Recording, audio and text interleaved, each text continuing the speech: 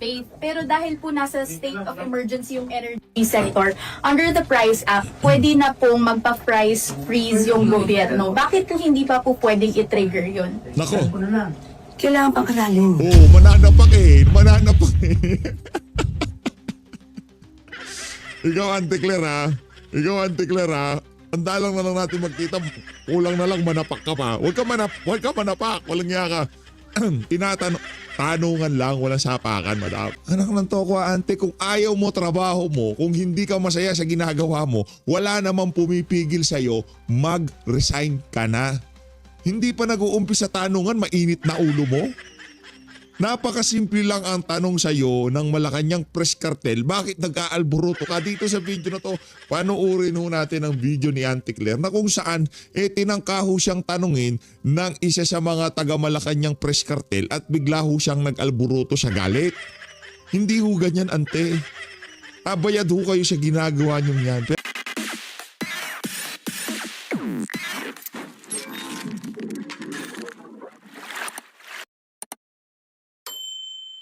Bago ho tayo magtungo dito kay Auntie Claire, pag-usapan ho muna natin itong si Joel Chua.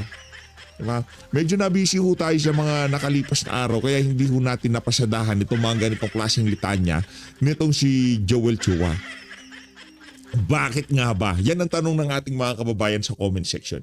Yan ang tanong ng sambayan ng Pilipino dito sa mga politiko na to.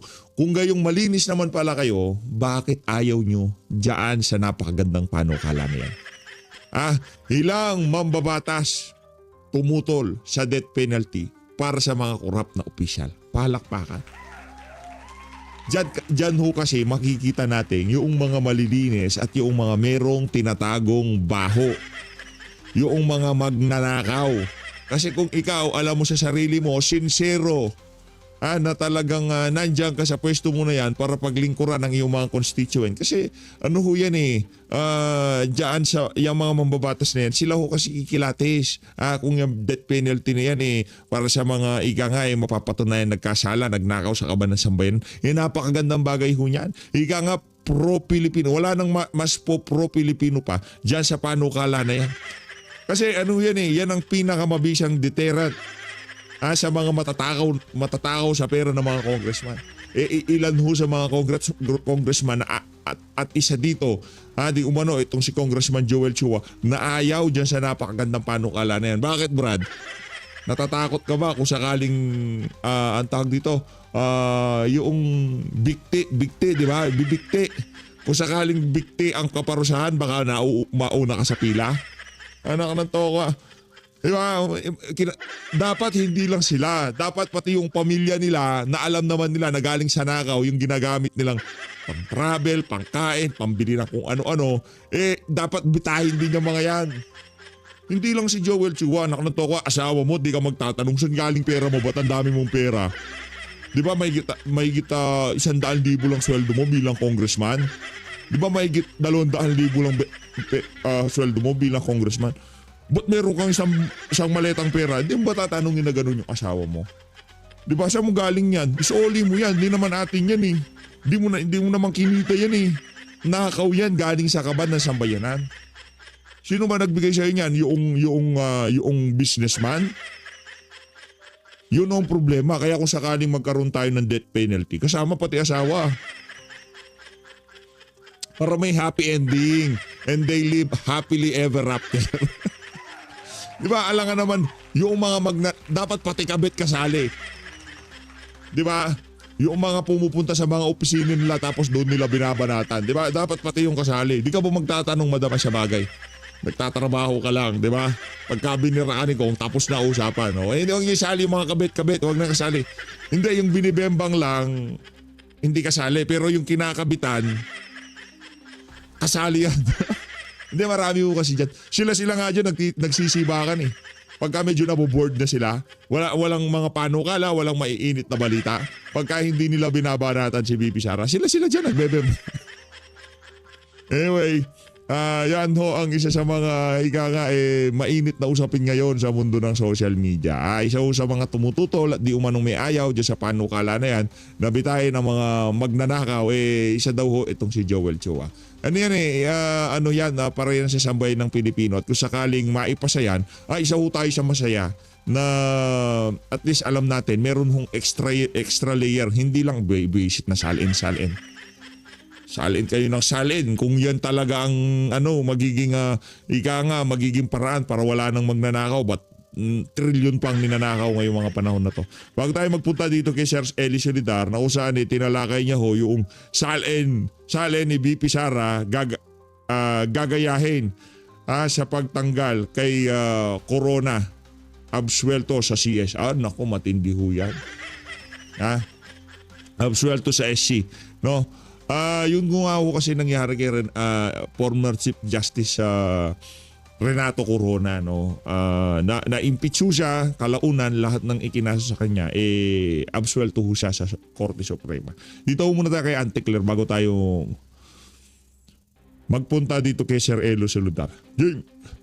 Faith. Pero dahil po nasa state of emergency yung energy sector, under the Price Act, pwede na pong magpa-price freeze yung gobyerno. Bakit po hindi pa po pwedeng i-trigger yun? Nako. Kailangan pang aralin. Mananapak eh.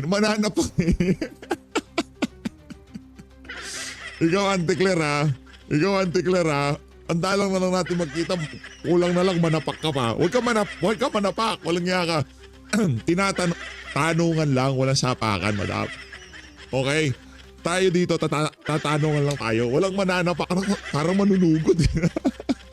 Sira ka. Ito, tignan ulitin ko ha. Ito. Ulit natin. Faith. Pero dahil po nasa state of emergency yung energy sector, under the Price Act, pwede na pong magpa-price freeze yung gobyerno. Bakit po hindi pa po pwedeng i-trigger yun? Kailangan pang aralin. Kailangan pang aralin. Yung tipong pagka hiningan mo ng pera yung nanay mo, sasabihin sa'yo na, "Ito tayong pera. Puro ka lang pera. Ha? Yung tipong ganun ang datingan, no? Yung tipong, mapingin pera. Wala pa tayong pera." Nakaamba na ka. Ganyan na ganyan yung datingan ni Auntie Claire. Nakakataw ka, di pa nag-uumpisa tanungan. Nag-aalburoto na ho siya sa galit. Paano yan? Anong klase yan? Di ba? Ano? Bakit po hindi pa po pwedeng i-trigger yun? Kailangan pang aralin. Kailangan pang aralin. Masasabunot ka ate. Huwag kang ha.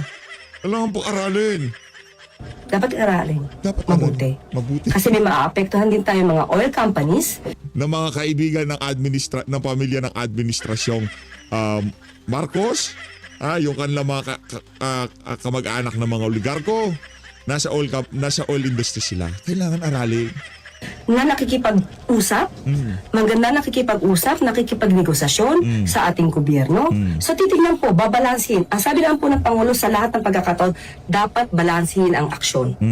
Hindi po kasi maaaring kumilos tayo dito, tapos may maaapekto ang ibang sektor. Para lamang... Hindi ganon. Hindi ganon. Maging optics. So kailangan po talaga balansihin. Hindi ganon. Hindi balansin. Si Tatay Digong lang yan. Nasa crisis na tayo. Patawag nyo dito. Dalhan nyo sila, sabihin nyo, magbaon sila ng tigi 1 litrong boron. Yung premium gasolina, ha? Patawag nyo dito. Walang yan. Meeting, round table. Mga walang hiya kayo, pag di nyo binaba ang presyo nyo, papainom ko sa inyo. Tatay Digong. Anong optics? Patawag sa Malacanang. Ano sabi niya kay Lusyutan? Bayaran mo, utang mo. Tax mo, bayaran. Anong ginawa? Binayaran. Tapos ang usapan. Philippine Airlines yun, di ba? Kamali ako kay Lusyutan ba yun? Nakalimutan ko na. Basta, merong isang bilyonaryong oligarko na galit kay PRRD. Mapanggang sa ngayong mga panahon na to. Ang gagawin ni Tatay Digong, kung siya nasa pwesto, patawag lahat yung mga boys na yan, mga oil industry. Okay, round table. Ano ba mo? Diesel, kerosene, boron, liquefied petroleum, yung soling, kung ano man yung na yan. Ilagay nyo sa taas. Ilan nga kayo pag di nyo binaba ang presyo. Magsuggest natin, Digong. papasinghut ko sa inyo yan. Papainom ko yan. Yun na kayo. Ganun na. Ano, kinabukasan ano mangyayari? Rollback yan. Rollback. For sure. Rollback. Rollback yan. Manuwala kayo sa hindi. Magro-rollback yan. Magkano itinaas? 50 pesos. Bukas, 40 ibababa niyan. Oh. Pagka pinatawag kayo ulit ni dating Pangulo Rodrigo Duterte, hindi na kayo magbabaon ng diesel, kerosene, gas at premium o regular. Wala na babaon. Nandun sa round table, nakalagay na sa baso. Babatukan kayo, Tatay Digong. Nang nga kayo, sabi ko na sa inyo, nyo. Mahirap na Pilipino, taas pa kayo ng taas. Diba? O, yun ang kaibahan ni Digong at nitong si Marcos Jr. Si Tatay Digong, papainumin niya ng diesel at gasolina yung mga oil industry na yan. Dahil kapag hindi po ito binalase, baka lalo tayo magkaroon ng problema. Hindi. Yung mga bilyonaryo na yan, hindi basta-basta magkakaroon ng problema yan. Ano ba naman mabankrupt yung kanila mga... di mag-take over ang gobyerno. Diba anong bankrupt? Dumadaan naman lahat sa gobyerno yan, DOE. Diba? May monitoring ng DOE. Lahat ng ano nila, lahat ng asset nila, mga barko nila, mga storage nila, paalisin yung mga yan, nasa kalagitnaan tayo.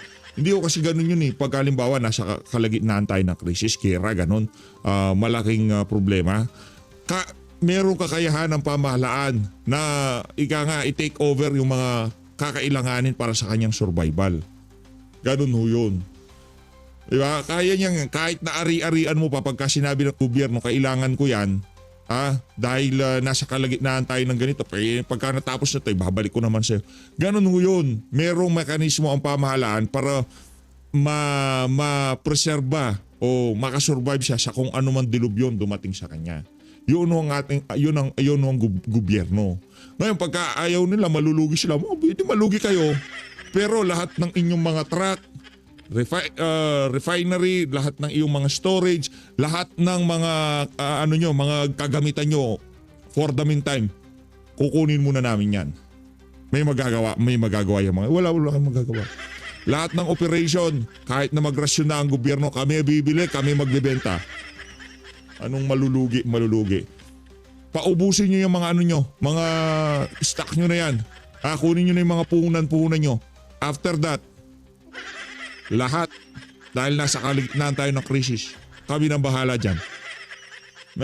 Upahan naman namin sa inyo yan. Mga stasyon, mga truck delivery nyo. Kami na magpapasayaw doon sa mga tauhan nyo. Kami magte-take over. Meron kayong share sa mga ibebenta namin. 50 cent kada 1 litro. Ayaw pa ng kumpanya. Wala na silang ginagawa. Kada nagbubomba sila, kada 1 litro, meron kayong 50 cents. Kumbaga royalty lang yun Ginagamit nyo yung mga kagamitan ng isang kumpanya di ba? Ginagamit yung stasyon nila. Pero gobyerno na mag-take over kung ayaw nyo magbaba ang presyo. Kaya yun. Pero dahil nga addictus benedictus, di ba? Tuloy mo ante. Ay, yun na pala yun. Yun na pala yun. Bumilib ako yung tipong lalapit na siya, umaambal. Aambahan na niya. Gaganon na Dito tayo kay Sir Elon Siludar.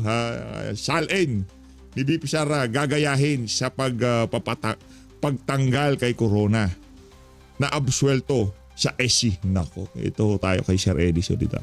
Whole week ay magtutuloy-tuloy na itong impeachment proceedings Yan. laban po kay BP Sara Duterte at ayon po kay House Committee Vice Chairperson Isabel Maria Zamora na kanilang bubusisiin ito raw po Statements of Liabilities and Network o SALN ni BP Sara Duterte. Kasi ito hong pamamaraan na ito ang ginamit dito po kay yumaong Chief Justice Supreme Court, Renato Corona.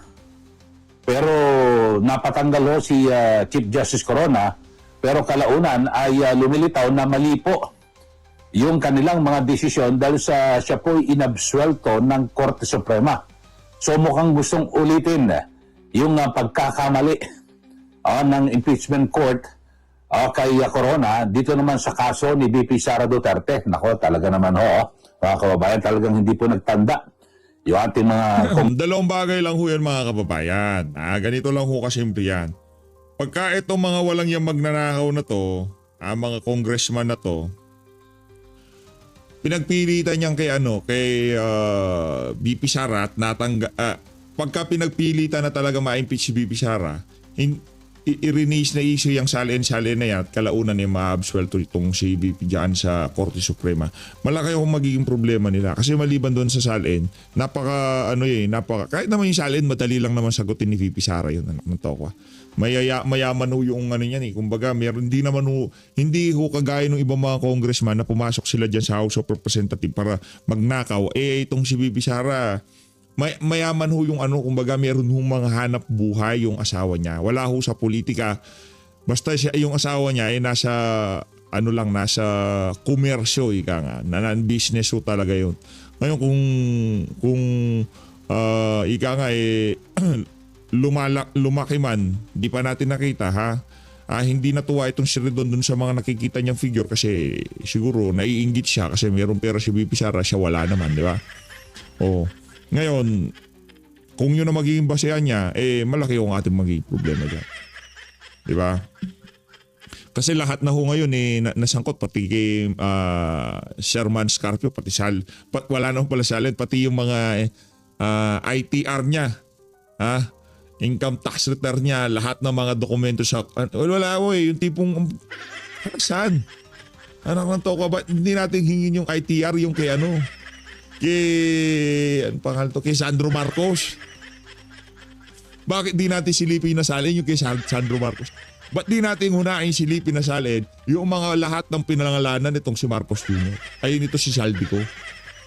kongresista.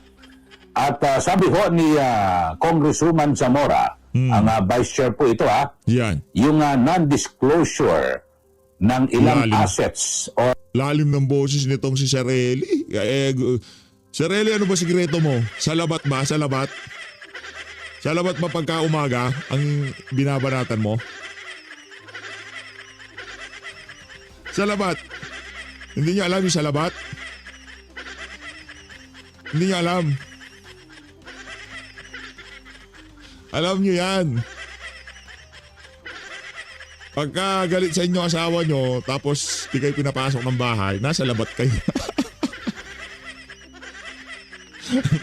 Ang core ng TH. Hindi, kayo naman Ano ka ba? Sabado de Gloria tayo ngayon, di ba? Huwag nang ano nyo kahit na isa lang ho na ari-arian dito po sa SALN ay maaring ito po ang maging dahilan para matanggal po sa pwesto. Ito po ang ginamit na sandata noon laban po kay Chief Justice Corona. Kung kaya't sabi ho ni Congresswoman Zamora ay ganito rin daw po ang maaring kasapitan ni VP Sara Duterte. Yun ho. Kasi may binabanggit ho, ito pong si Bicol Saro, Representative Terry Ridon, na mula po 2007 to 2024 ay meron daw pong ipinapakitang discrepancies at naging paglaki di umano ng kayamanan o sa SALN ni BP Sara Duterte na tinatayang nasa 30 million to 40 million pesos. Pero nakapagtatak 30 million to 40 million. Anak ng tokwa, isang maleta lang yan na di umano diniliber kay Martin Romualdez. Anong iniiyak nito si Ridon? Ay, yung mga video. O sige, next video papakita ko sa inyo Abangan nyo ho itong video na to. Meron ho mga bagong ilinabas na ebidensya yung ating mga magigiting na Marines na kung saan nagkakaroon na ng bilangan ng maleta. Anong 40 to 30 million? Sira ulo tong si Ridon. Anak ng toko, yung billion trillion naging nakawan sa kaban ng sambayanan, di mo pinapansin. Yung 30 hanggang 40 million, ang angas mong makatanong. Nung niya ka mga kababayan, mismo si Pangulong Marcos Jr. Itong sinadating House Speaker Martin Romualdez ay tumaas din po yung kanilang mga Network. yung SALN. Yeah. Pero ito, ang tagal ho ito, biro mo, 2007 to 2024. So, ilang taon ho ito. At, tignan ho natin. Pero para po sa ating mga kaubayan, kasi kung ang binabanggit ho ng kasalukuyang House Committee on Justice na yung ginamit ho kay Corona na SALN, ito raw din po ang gagamitin kay BP Sara Duterte. Babalikan lang ho natin Yan, balikan itong tayo. nangyari kay Chief Justice Corona, na kung saan ay bagamat siya po ay hinatulan ng Korte ng Senado, 'di ba? Talagang natanggal po siya sa pwesto. Kawawang sinapit ni yung Chief Justice Renato Corona, talagang pinagkaisahan at may mga report di umano na talagang nagkabigayan 50 million, 50 at least, million. nasa 50 million ba sa di umano sa mga senador para i-convict itong si Chief Justice Corona. At ito ho, matatandaan nyo ho, noong 2012 ay tinanggal. Take note 2012 ho yun. Ang halaga ng pera noong 2012 yung 50 million. Kung titignan natin ngayon, dito sa pera ho natin ngayon, yung 50 million ng 2012, ilang years na ba yun? Matagal na yun. 2012. Kung ngayon yung 50 million na yun, siguro mga nasa doblado na ho yun mga kababayan. Doblado na yun. Nasa 90 million. Yung halaga nung yung halaga ng 50 million na yun, ngayong mga panahon na 90 million na ho yun sa tingin natin. Nga po ng Senado, yung impeachment court, ito ho nga si Chief Justice Corona dahil sa kanyang SALN, non-declaration of kanyang SALN. Pero sabi po, ito ho nga saklap, makalipas po ang maraming taon, lumilitaw ho na nagkamali. Ganyan, 2012. Tapos nilabas ho itong desisyon, makalipas po ng 8 taon, ito ho, ay sinabi po ng Supreme Court at ng Sandigan Bayan, na yun ho, yung vindication na kung saan ay yung korte ay binigay na po yung retirement benefits at yung dismiss forfeited cases. So, ito ho ay sabihin natin, inabsuelto po, nilinis po ang pangalan ni Justice Corona. At lumilitaw na yung kanyang mga assets ay legal na nakuha. At ito hong SALN ay hindi raw po dapat na gamitin para po sa mga political vendetta. Nako, ito hong ginagamit po ngayon ng mga kongresista. Yung mga takot ho na kung saan ay itong si BP Sara Duterte ang maluklok ho sa pwesto sa 2028 dahil sa lalo na ho itong mga kongresista, di ba? Sinasabi na nasa 67 contractor mismo nang galing ho yan, yung impormasyon at ibinunyag ho yan ni Senator Ping Lacson. At least ay 67 contractor, congressman na, contractor pa. Yan, yan po yung mga dawit dito po sa manumalyang flood control project dito po sa ating bansa na bilyon-bilyon, umabot pa ho ng trilyon ang ibinulsan. Ako, napakarami ho ng mga ghost projects ho dyan. So ito ho mga kababayan, so ito ho sabi ho ng Supreme Court, wag gawin siyang data itong SALN. Pero ito ho ginagawa ngayon ng mga kongresista. At yung forfeiture cases, dismissal ng Supreme Court noong 2022 at yung Sandigan Bayan ay dinismiss din yung kaso na yung forfeiture cases laban po kay sa Corona family. Ayun at napatunayan na talagang legal po lahat ng mga ari-arian, kaso wala na ho. Namayapa na po ang dating Chief Justice dahil po sa sama ng loob dito po sa mga politikong ito, mga kababayan. So, yung binambanggit ko rito, ito raw din po ang gagamitin. Nako. Para po na ipandiin. Pero sa tingin ho natin, malaking kaibahan. Ito ano lang naman, alam ko na maganda na dinidiscuss na natin ngayon pa lang yung mga ano na yan, yung mga punto de vista na yan itong si Sir Eddie Solitar. Maganda na ano yan, hindi na kagaya yan noong panahon itong si Chief Justice Renato Corona at yung mangyayari kay VP Sara. Yung kay Chief Justice Renato Corona, talagang ika nga binraso binraso ngayon walang yun ang pinakaunang kung di ako nagkakamali na ilinaban talaga niya Di ba? Pwede na siya mag-resign, pwede na siya hindi, linaban niya dahil alam niya malinis yung niya. Malinis yung malinis siya. Di siya kaya kagaya ng mga lumiliti sa kanya nung mga panahon na yon. Ngayon dito kay VP Sara, meron nang nangyari na kagaya niyan at merong naging desisyon ng Korte Suprema. 'Di ba? Na impeach siya, 'di ba? Na kung ano-ano mga inakusa sa kanya, mga walang kapararakang akusasyon, nga, 'di ba? Kalaunan na-absuelto siya. Ngayon hindi na uulitin yung kahintulad na pagkakamali na yon.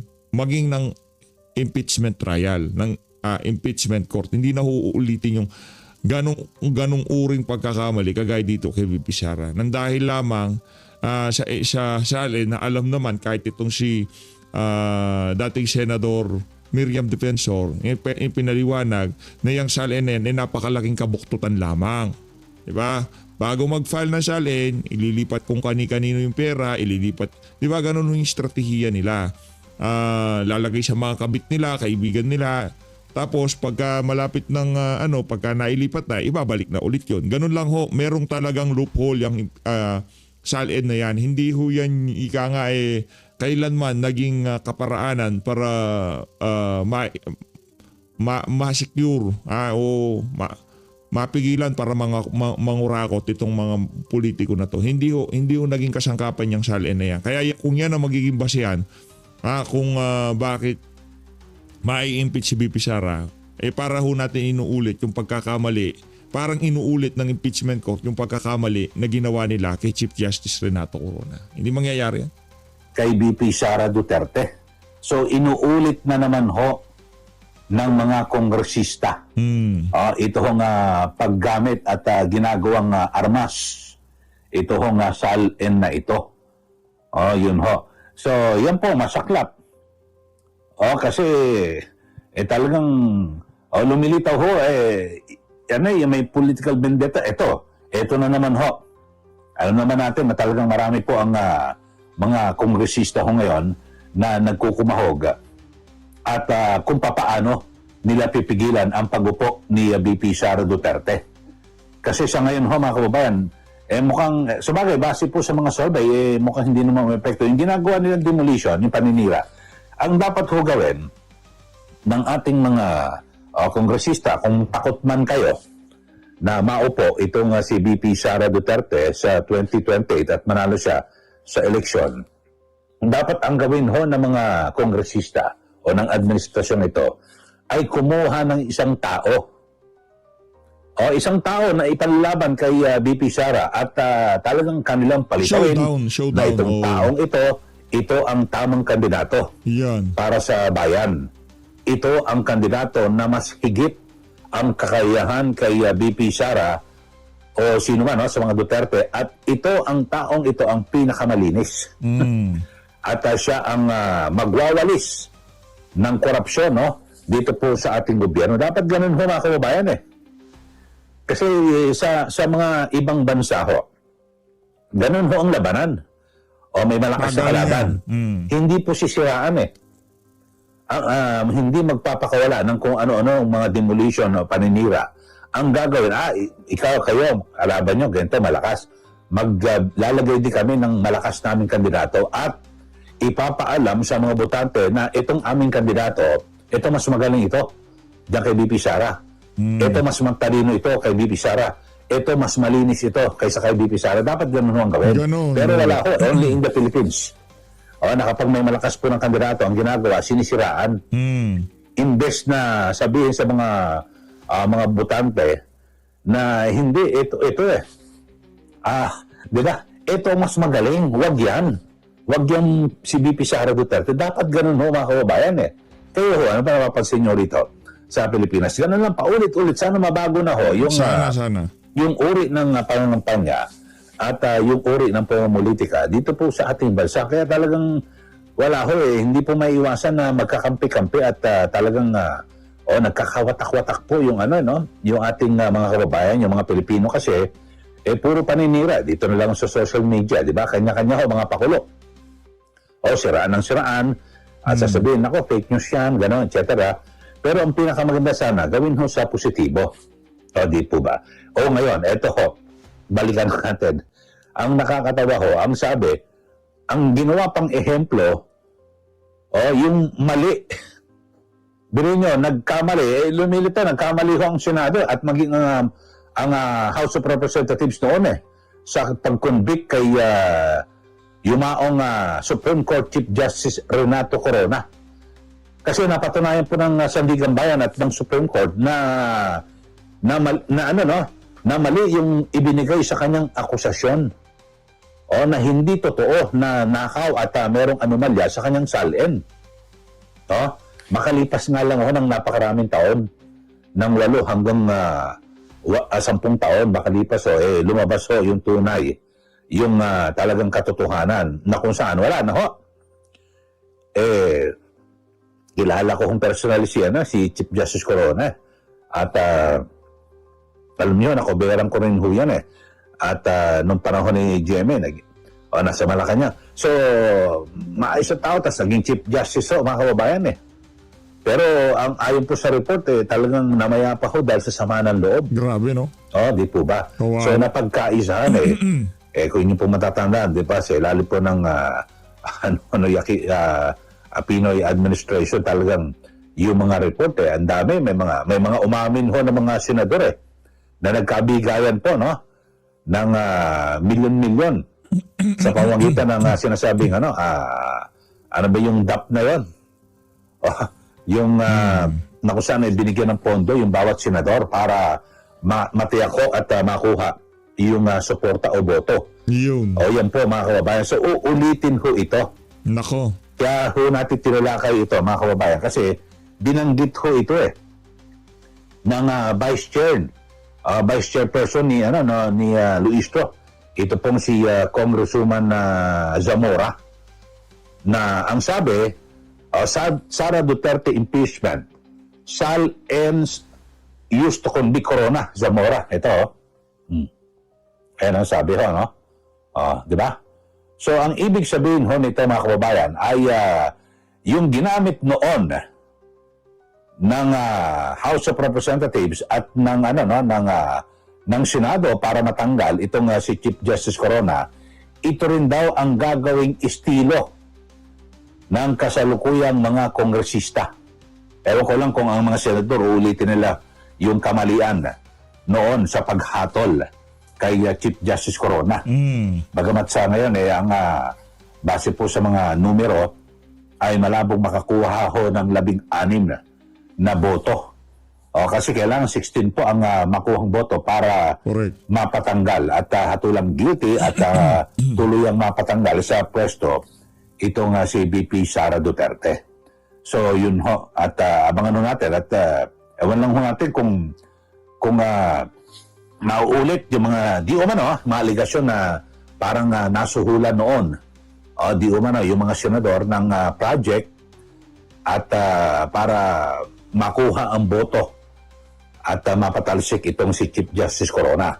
So titignan ho natin kung ito po ay mangyayari. Pero sa aking pananaw ho mga kababayan, yung kasalukuyang mga senador ay marami ho ang sabi natin kaalyado ho ni VP Sara Duterte. Iba na. At ang matindi ho rito, kababayan kasi malaki ho ang pagkakaiba ni Chief Justice Corona at si VP Sara. Kasi si Chief Justice wala ho hindi naman ho siya siya po isang Chief Justice ng Supreme Court, pero itong si VP Sara pwede maging Pangulo sa 2028 at maaring baka sabihin natin may magtangkang yung mga posibilidad na magsuhol sa mga senador. Kaya lang siyempre baka naman hindi garantiya yan na kahit na sabi mong ma-impeach si BP Sara, baka hindi naman na sila maupo bilang senador, matalo sila, di po ba?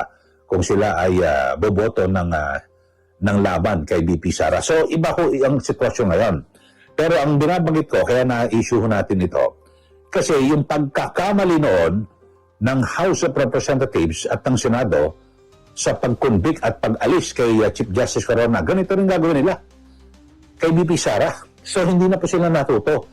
Pero ngayon, ang kakaiba ho rito, mga kababayan, ang kakaibang sitwasyon, si BP Sara nangunguna ho eh. O sa mga kandidato na at base ho sa mga survey, siya ang may posibilidad na manalo sa 2028 at maging Pangulo ng ating bansa. So, yun po ang kaibahan, di po ba? Kayo ho, ano masasabi niyo ho rito? Mga kababayan niya, no? Vice Chairman ng House Committee on Justice, si Congresswoman Zamora, nagsabi, yung ginamit ho na pamamaraan kay Chief Justice Corona na matanggal sa pwesto, ito rin. Nako. Yung salin na ito Nako po. ang gagamitin kay BP Sara. Nako, Kaya lang yes, sa pagkakataon ito, ewan ko lang, ako duda ako na magpapagamit at makokontrol yung mayorya ng mga senador na bumoto laban kay BP Sara at siya pinmapatalsik sa pwesto. Kayo ho, Ayun na nga mga kababayan, commentary ako kayo dyan sa comment section para makita ho natin ng saloobin ng ating mga kababayan. Kaugnay dyan sa pinaplano na yan ng mga walang yang congressman dyan sa House of Representatives sa impeachment nitong si Vice President Sara Duterte. So always, maraming salamat ho. Muli, kahit na Sabado de Gloria ay nakantabay pa rin ho kayo dito sa PH Update. Sa buong kabuuan ng mahal na araw talagang antabay na antabay ang ating mga kasama dito sa PH Update. Maraming salamat ho. Mag-ingat ho kayo lahat. Lahat ng Pilipinas. Abangan nyo yung susunod na video natin yung pagbibilang ng maleta noong mga magigiting nating Marines.